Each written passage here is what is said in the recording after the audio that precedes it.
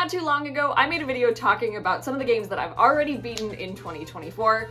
However, I wasn't done yet. At the recording of that video, I had completed 12 games already, which is pretty great, but I only talked about 6 of them in that video because talking about 12 games in one video in decent detail is gonna be a long video. So this is the continuation of that, talking about the next 6 games I beat after that. Hi everybody, my name's Alex, aka Quality, and welcome back to the channel. So we are picking up exactly where we left off with these little mini review kind of situation. But yeah, I'm really glad people have been liking these because I think they're really fun to do, honestly. I like doing these little mini reviews. They're very, very cool. So we will see how many of these videos I can get out by to the end of the year. If I'm doing them every 6 games, I mean, that's pretty good. That's pretty good. And so once again, I present you with 6 mini reviews of the games I've beaten so far, picking up exactly where we left off. This first game is actually a game that I played many years ago, but didn't finish. So I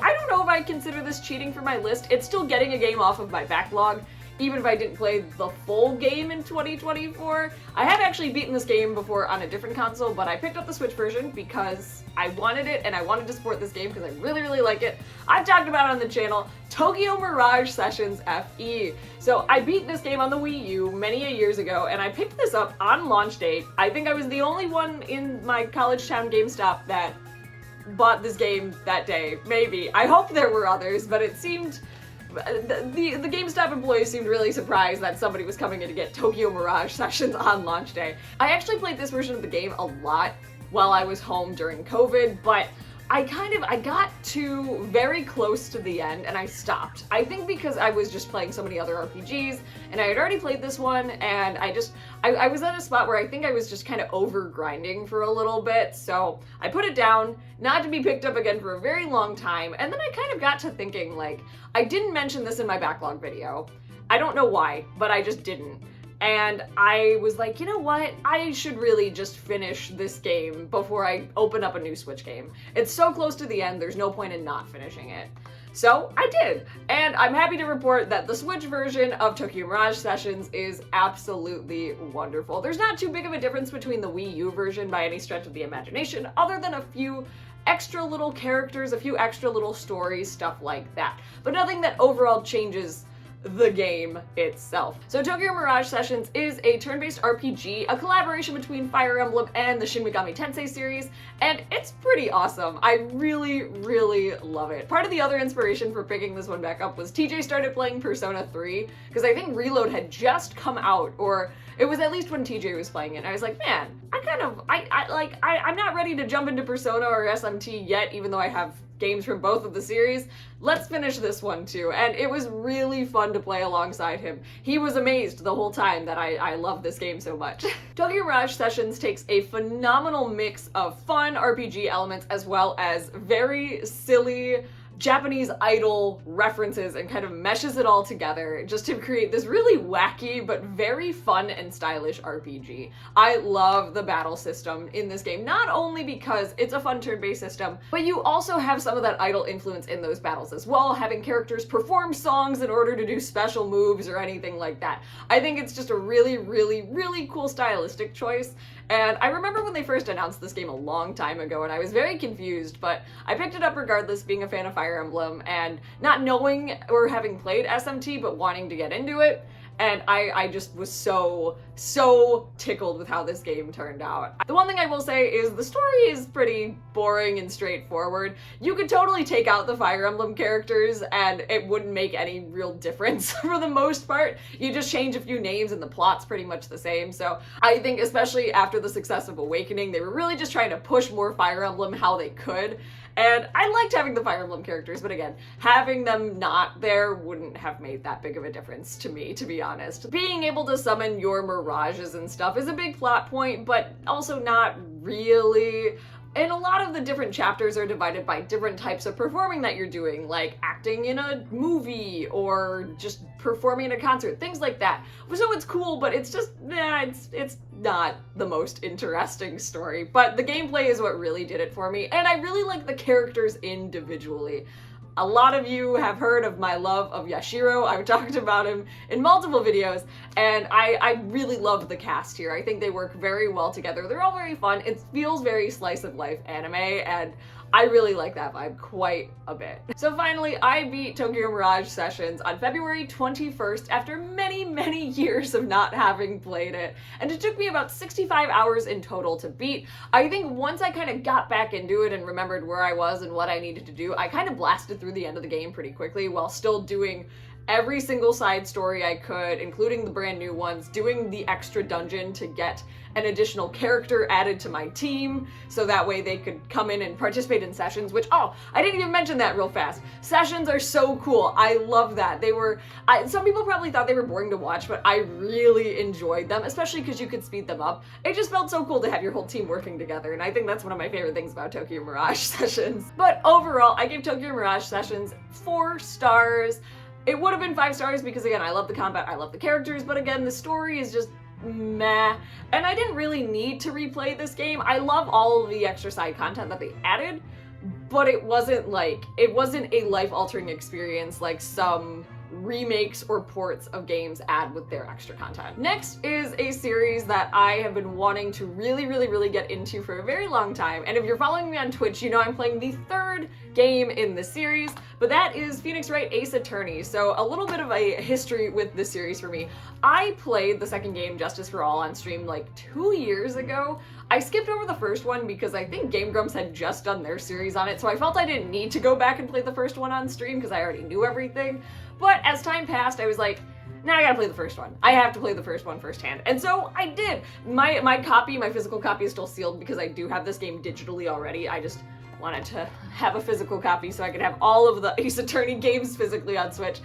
But yeah, I'm really glad I took the time to play this one because the first Ace Attorney game is an absolute gem. This is the beginning of Phoenix and Maya's adventures together as they solve cases, defend their clients, and just meet so many colorful and wacky characters. This game really sets the tone for the entire rest of the series, and I really think, between the limited ones I've played, this is one of the best. The cases are really solid, and I think they're good introductory cases that will help pan out the rest of the series. As I said, I'm playing Trials and Tribulations right now on stream, and I can see just how far the series has come between each installment to get to Trials and Tribulations, which so far has been utterly solid. I'm so excited to get through the rest of that one too. But I think the first game just does such a good job at setting up all of these characters that you're gonna fall in love with, like Edgeworth and Gumshoe, and of course Nick and Maya themselves, and just reoccurring random characters like Wendy Oldbag, of course. I don't want to spoil any of the individual stories for the cases within the game, but I found them just to flow so well together that all of them felt very contained within themselves, but partook in an overarching plot towards the end, which I thought was really cool.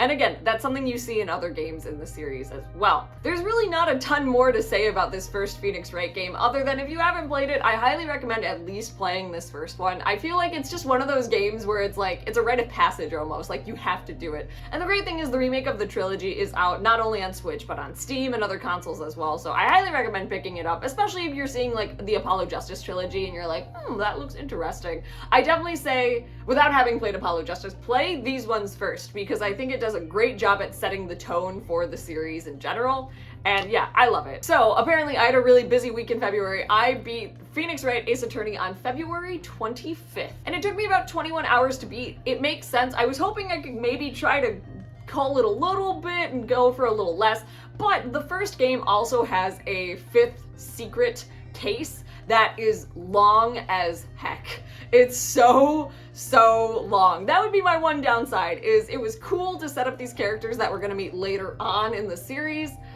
but it was long. It was a very long case. But it was also kind of the perfect transition to go into Justice for All, so it is still pretty necessary. So I super duper appreciated it. And in case you couldn't tell by my gushing about this game, I of course gave the first Phoenix Wright game 5 stars. Great story, great characters, just overall a really great remake of a really great game. So we're 8 games into my finished games list, and I have yet to play a game that came out in 2024.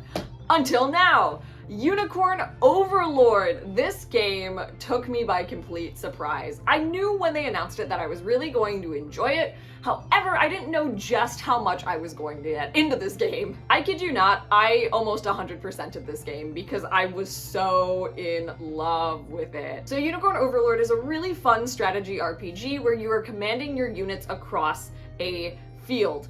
In each unit, you have several different characters that work together in order to take down enemies. Every character has their own set of abilities or moves that they can use against enemies. However, the order they do those moves is determinate with the other people in their party, which it's kind of a weird concept to understand, but I think it's so neat. So rather than picking and choosing the individual moves for your units, you are just directing your units to go and they will take care of the rest. Of course, as they battle with other people, you can watch the battle, see how it all takes place, and then use that knowledge to strategize how best to set up your characters to work in the best possible way.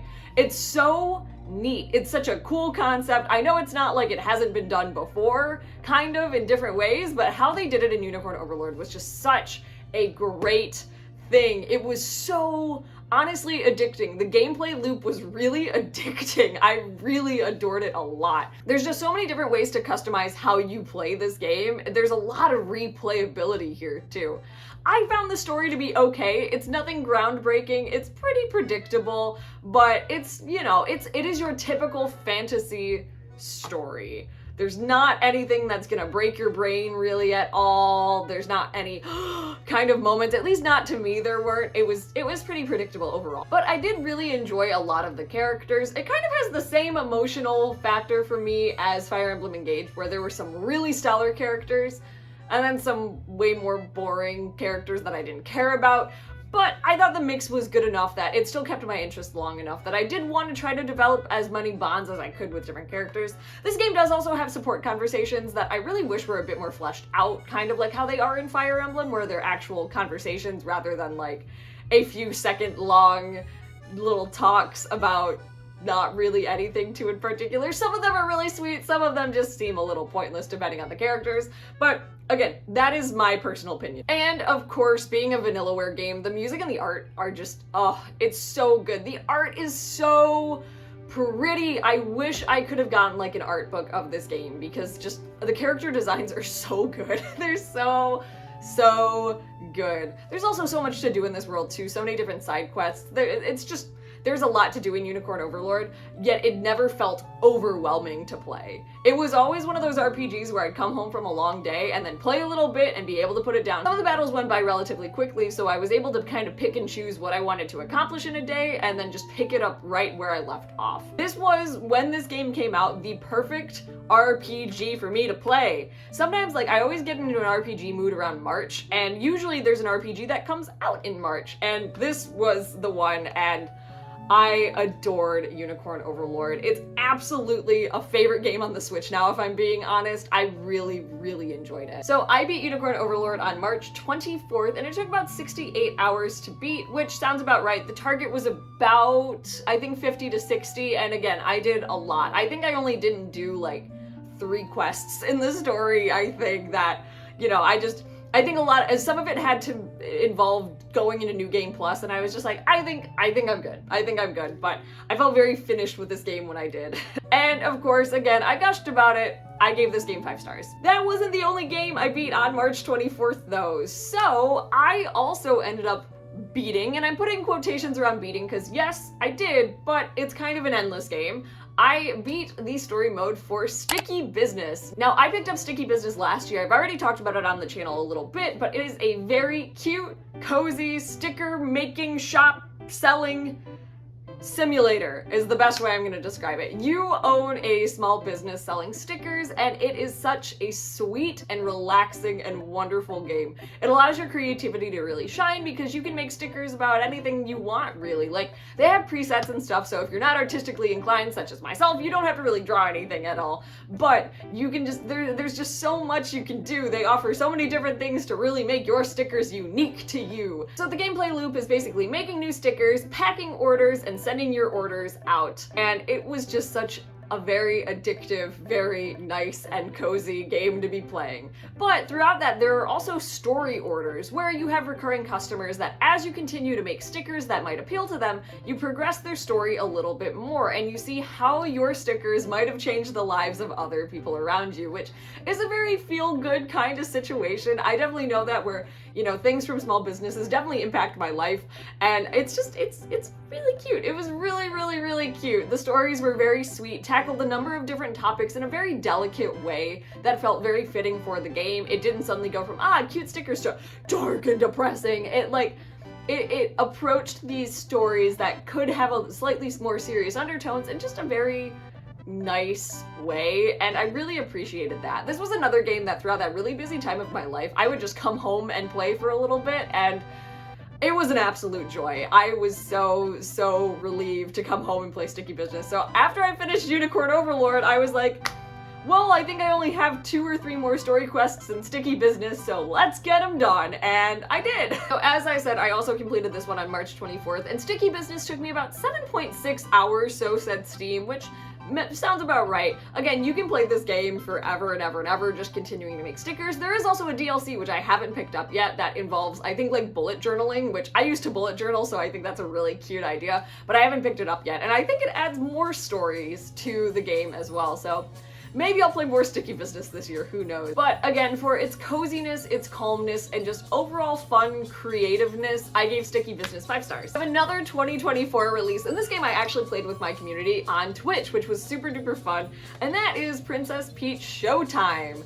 Another big 2024 release that I think was very, I wouldn't say controversial, but I think people had a lot of different mixed opinions on this one. So in Princess Peach Showtime, you are playing as Princess Peach as she goes to the Sparkle Theater on invitation to see a play. But as she arrives, absolute chaos takes over the theater as Madame Grape turns the theater into this very dark and dreary place. All of the plays are ruined, and it's up to Peach and Stella, the guardian of the theater, to go through each play, fix what needs to be fixed, and save the arts of theater. Sure, we'll go with that.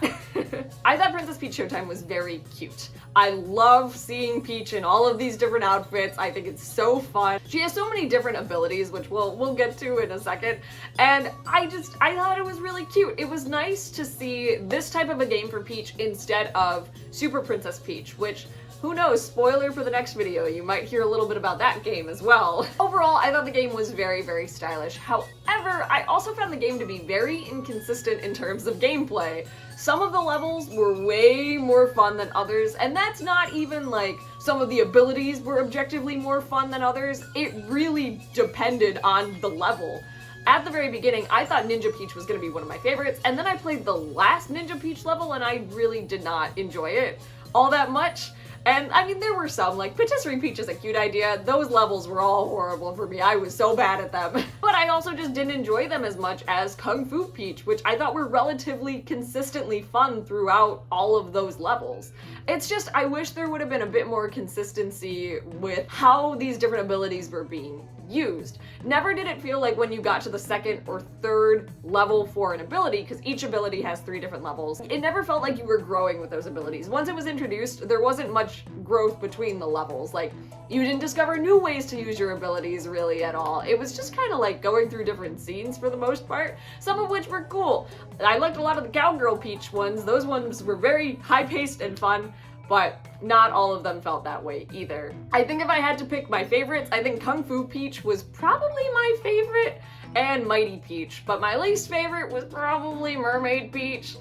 I didn't find her levels really interesting at all. They tried a cool thing. I appreciate the fact that they tried to be so unique for every single costume and put the gameplay around that idea of what Peach would be doing if she was an actor in the play, but just not all of them were as well developed as others, I don't think. And of course, the story is nothing too intense, though I will say I found the final battle, which again, I'm not gonna spoil it, I found the final boss to kind of be a bit of a surprise. Not saying that it was hard or anything, but just like, aesthetically, it was like, whoa, what the heck is going on? The other thing is this game is extremely easy.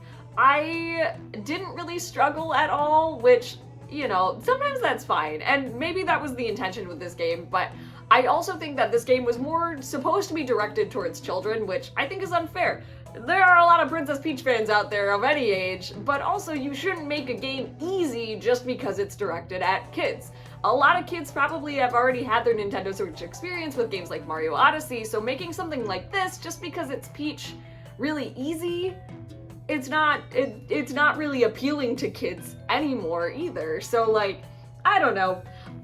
There was a lot I enjoyed about Princess Peach Showtime, but there were a lot of things that I really think they could have improved on. My hope is though that this sold relatively well, so we might get another Princess Peach game again in the future, and it won't take like 15 years like it did between Super Princess Peach and Princess Peach Showtime, and that they'll kind of take that criticism and move forward with it and see how better they can develop a game for Peach. That is my hope. I beat Princess Peach Showtime on March 27th, and it took me about 7.5 hours to beat, and I gave it 3 stars, the lowest one on the list so far. Very stylish, I like the setting, I like the costumes, the gameplay was not always the most consistent or fun. And that brings us to the final game of the 6 for this video, and it's gonna be weird because we're ending on kind of a weird note. So last year, I began playing a modded version of Paper Mario: The Thousand-Year Door. The mod was the Google Translate mod, which, if you don't know what that is, it basically takes all of the text of a game, throws it through Google Translate like 2 billion times, and then spits it all back out. And I had heard pretty good things about this Google Translate mod. I had already done one for Wind Waker a little bit ago, so I figured let's do it again, but with Thousand-Year Door. Plus, I kind of have a tendency to play like a Mario RPG a year on the channel, so I thought last year, let's do it, this should be fun. And it was, for like the first few hours. Now, I'm a big fan of Thousand-Year Door. I'm very excited for the remake. However, playing this version of the game really made me not as excited to jump into this new version coming out very, very soon, which makes me really sad. Google Translate was a pretty fun gag for a little bit, but after like the first 2 chapters, I felt myself starting to get very annoyed. Now, I did play this game on stream, so I was very fortunate to have a very supportive community behind me. While they were having a pretty good time watching me read all of this very gargled dialogue with beloved characters attached to them, I started to get really burnt out. One of the greatest charms of Thousand-Year Door, and just the Paper Mario games in general, is the fun and witty writing. So when you take that and then translate it all into a gargled mess, it loses a lot of that like mystery and wonder. Not only that, but because I already wasn't having a good time, it allowed me to look at Thousand-Year Door in a much more critical light. And I would still say that Thousand-Year Door is one of my favorite Paper Mario games, no question about that. However, it kind of like took off the rose-colored glasses of, oh, this game is one of the greatest games of all time, this is fantastic. Where I was like, you know, this game actually has a lot of flaws. And that's not always a bad thing to realize though either, especially with a game so beloved and so renowned as Thousand-Year Door. I realized how much I hated all of the backtracking that you had to do in this game, which thankfully the remake is going to fix that with fast travel. And there was just a lot that I felt was really missing throughout this playthrough experience of the game. On one hand, that makes me excited to play the remake because I'll get all of that magic back with all the dialogue, and I feel like I'm actually going to try at the game, but at the same time, it really burnt me out. One other aspect of it too was it was really hard to actually play the game quote-unquote correctly. I don't like saying that when it comes to games. I think there are multiple different ways to play games depending on who you are as a person as well as what the gameplay allows. But with Thousand-Year Door, I really did not utilize the badge system in the best way that I possibly could have because all of that text was a gargled mess, and I was just so tired from work for so many months to be like, yeah, I'm gonna invest extra time on this playthrough to actually look up and see what kind of badges I wanted. It took me quite a long time to beat this game because I had to take multiple stream breaks. This game almost made me quit streaming, if I'm being honest, because I just wasn't having any fun anymore. It was very stressful to play a game that so many people loved so much and then just feel this utter dread every time I was like, well, I should probably keep streaming this. If I could go back and do it again, I would not have played this game fully and then saved my excitement for the remake rather than drag it out for the entirety of the game. But the fact of the matter is, I'm too stubborn, so I did play the entire game, Google translated and all. I still love Thousand Year Door, but it was kind of a really sad experience because I don't like not having a good time playing games. That's not why I play games. I play games to have a good time. So playing a game that I know I love and just really not having a good time was really sad. But the feeling I got after beating it was like the biggest sigh of relief. I felt my love of streaming renewed because I had my community supporting me throughout the entire last stream, which did take about 5 hours, which isn't like unusual for my streams a lot of the time, but it is unusual as the grand finale of a Mario RPG because I usually marathon the end. But I was just so close to the end that I barreled through it. I did some grinding beforehand because I was like, this game needs to be finished today. I can't wait any longer, and we did it. Yeah, it was a big relief to be done with it. So obviously, I still think Thousand Year Door is a great game. The combat is phenomenal. The story is really fun. I love the characters, and the locations especially are awesome. But it does come with its flaws, such as pointless backtracking simply to add hours onto the game. So I don't think I'll be playing Thousand Year Door the day that it comes out, but I am excited to go back and play the game as it is intended to be played. So I beat Book of Mario Thousands of Doors, as it's known as, on April 6th. It took me about 40 hours in between all of the different streams over the past, year, and while I give the experience a 1 star, I do still give the game 4 stars. At its core, it is still Thousand Year Door, even though the text is gargled, and even though there were parts that made this experience very, very unfortunate, I can't fault the actual game for that itself. I am sure once I play the remake, even though that's gonna be well on down the line, because again, I still need a break from Paper Mario, I think it's still gonna be a 4 or 5 star game at its core. So those were the next 6 games that I have played. Let me know, have you played any more games since the last video 2 weeks ago? See, it's weird, these first 2 are relatively close together, but that's okay. As of recording this, I already have the next 3 beaten for the next video, so we'll see how long it takes to beat the next 3. So it might be a short amount of time between now and the next one, or it might be a long amount of time. Who knows? Who knows? But if you like this video, maybe consider giving it a thumbs up. And if you're not subscribed, maybe consider subscribing. Follow me along in my backlog journey, because 2024 is the year of the backlog. I keep saying it. I believe it wholeheartedly. It's what I'm doing. It's what I'm doing. It's been a really fun adventure so far, and I can't wait to see just how much farther I can push it. And we do other video game content on the channel as well. But that's gonna do it for me for now. I'm going to go pick out the next game that I'm going to beat. Goodbye! Boop!